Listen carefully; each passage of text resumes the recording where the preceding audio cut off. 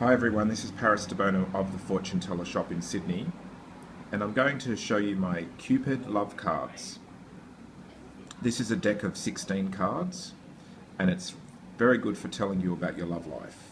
So if you'd like to have a reading right now, all you need to do is choose 3 numbers from 1 to 16 and write them down on a piece of paper before we learn all the meanings, okay? So if you write those 3 numbers down, you'll get a reading at the end of this video. You'll be able to work out your own reading. Now, if you can't choose numbers because you might overthink, just get a piece of paper, write 1 to 16 on it, and then cut out the numbers in little squares, square pieces of paper, and then put them in a hat, and then randomly choose 3. Okay? So the first card is the love letter, which represents communication, talking, information, networking. It's also got 1 heart, so sometimes it represents someone who's single. Love hearts is 2 hearts here, so this is anything to do with partnerships, relationships, unity. Now the love triangle is a difficult card. This one often means a third person interfering, and as you can see the hearts are blue now, which represents sort of sorrow or sadness, like feeling blue. And 1 heart is upside down with it. It's got a crack in it too, so it shows heartache, usually by a third person. Patience hearts represents taking things slow, being patient, may feel a bit alone, but it also shows perhaps friendships because the hearts are all aligned. Okay, it's not a very romantic card though, usually means time out. Love is in the air. This one represents meeting people, but everything's still up in the air and not solid. As you can see, it's a mix of red and blues, so it could be a mixed result. Could be dating. Happy hearts represents happy society or community. Can be family as well. And as you can see, there's lots of pairs of hearts. So it looks like lots of people being happy.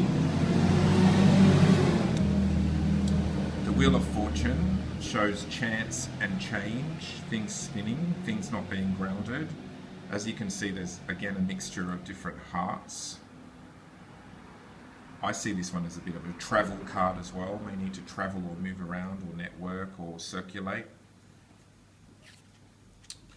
The Hand of Fate. Now we've changed colours again, so we've gone to yellow.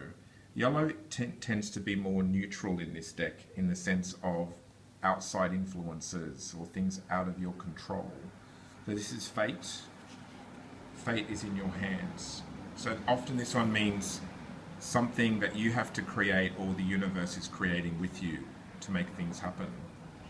The Chance card, obviously it's dicey, up in the air, take a chance, take a gamble, don't be so serious. Venus. Now Venus is the goddess of love, so we want to see this goddess in our reading. This is one of the best cards. This one represents attraction and love. We have Adonis. Now Adonis was the lover of Venus, but he was also the lover of Persephone. So he's a man who can be torn in between too. He's half blue, half red.